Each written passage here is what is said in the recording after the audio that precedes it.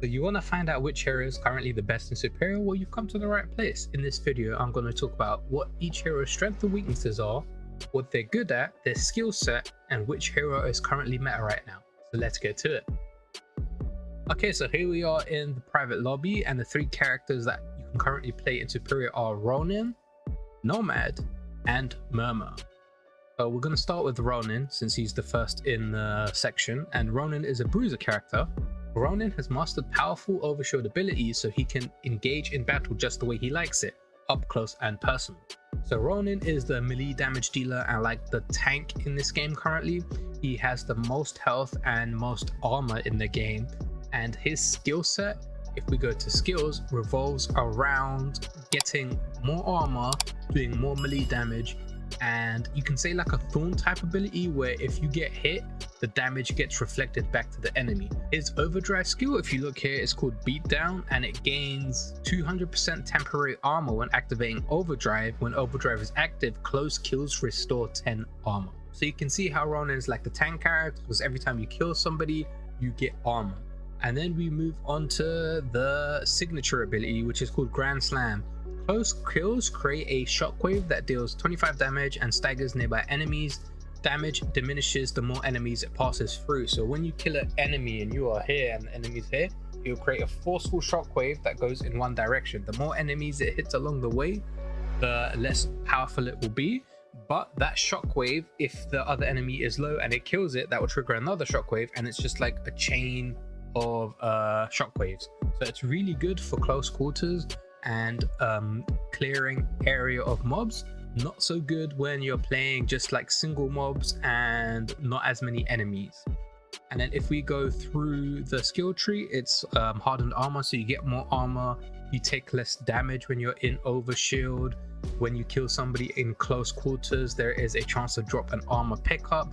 So you get the idea. Like, his kit is basically up close in your face, killing you at close range, preferably with melee damage. If you look over here, you get bonus damage against close enemies. Then you can upgrade your melee weapon, and when you have overshield, it increases melee damage. So if you go to the top tree, this top tree is basically your melee damage, and every time you get hit while you have overshield, is converted into melee damage.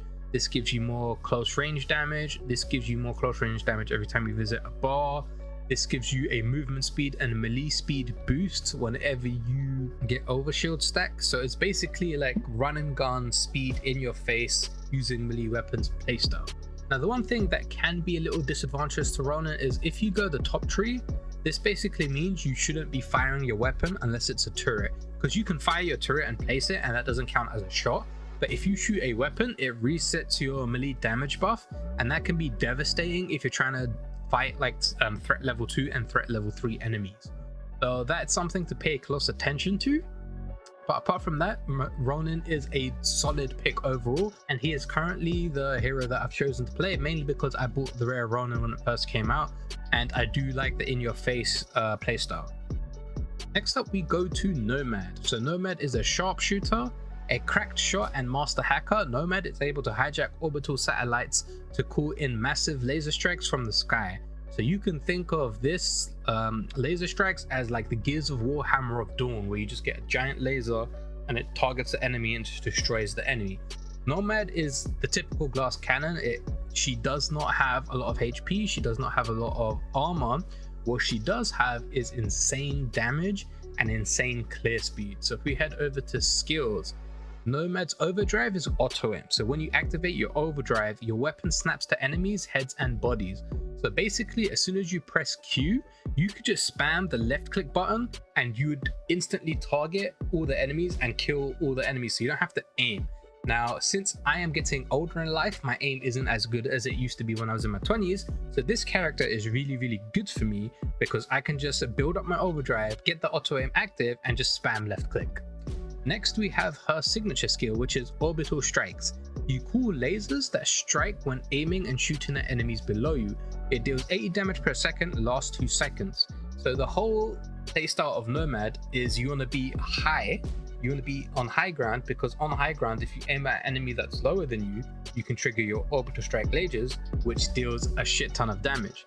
And then if we go along the skill tree, Nomad is all about crits and insane damage. So you can get more crit damage, you get more magazine capacity, you can get bullets to ricochet on crits, you upgrade it to a DMR, which is like a really good like precision weapon. Then you can have this where your orbital lasers follow your cursors while aiming. So if you right click and zoom and then you hit an enemy that's below you, it trigger the laser, and then that laser can move with your mouse.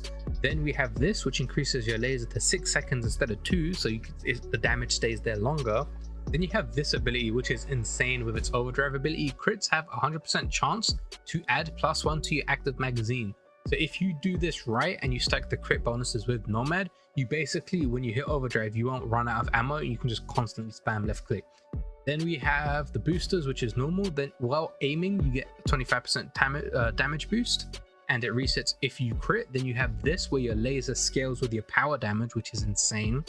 Then Nomad has another cool feature where Nomad gets self revives, but if you go to the entry, if you manage to shoot your ally when they're downed, you will self revive them and it will use one of your self revives. So you can kind of play the support with Nomad. At long distance, you can revive your enemies, which is really good. I don't really go this tree. The only reason I do go this tree is if you go here, your orbital laser tracks to targets automatically. If the target dies, it picks a new target. Combined with this, your orbital laser has a 25% chance to crit, and it refreshes its duration if the target dies. So basically, if your laser kills an enemy, it'll just move on to another enemy. If it kills that enemy, it'll move on to another enemy. And as long as you can kill them within, I believe, 6 seconds, it will just keep moving to another enemy.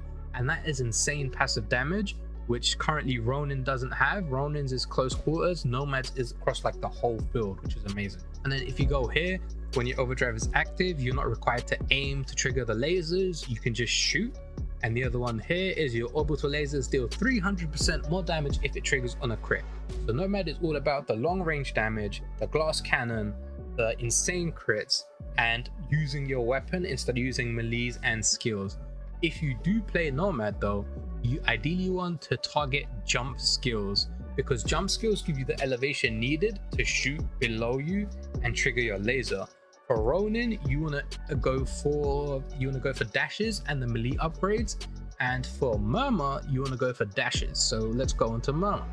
Murmur is the trickster. Murmur tosses out holograms to confuse and misdirect her enemies, enabling her to attack them when they least expect it.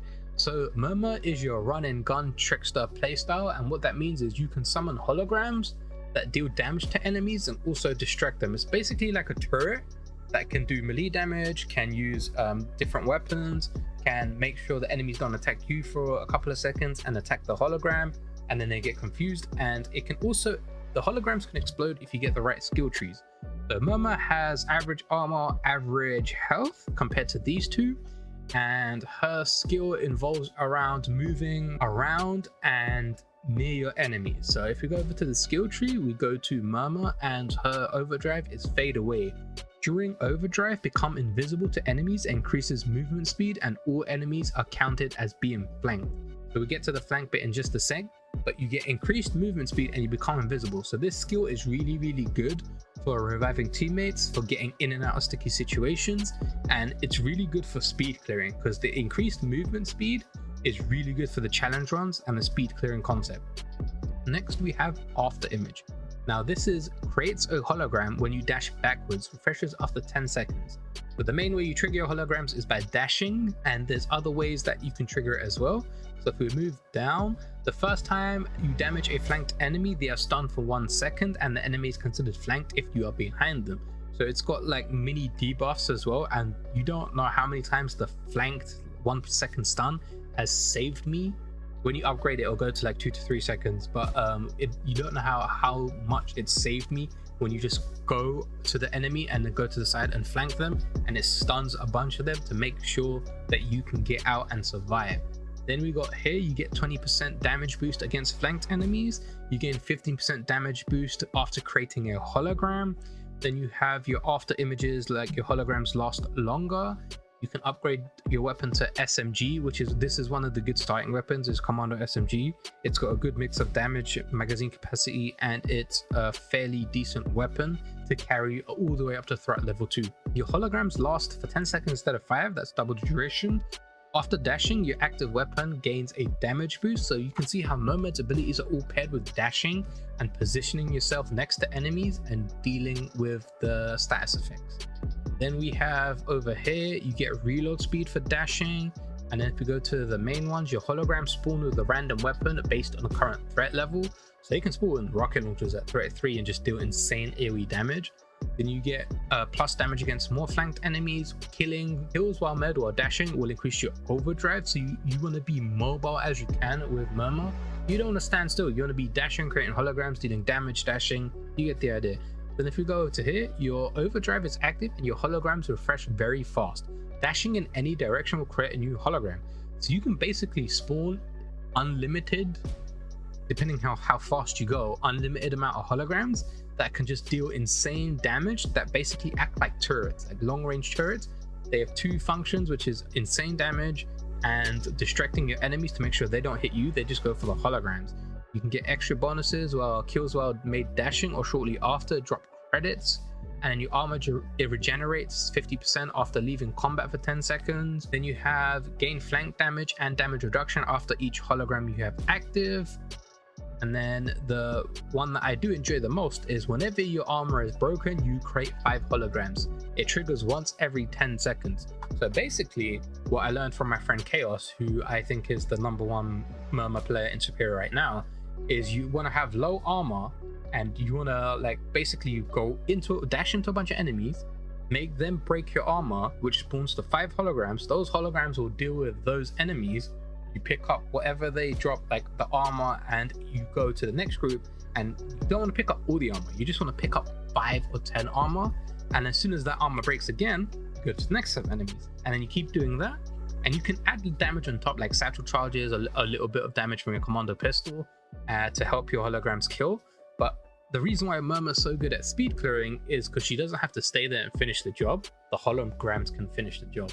So those are the basics of the 3 characters right now and their skill set.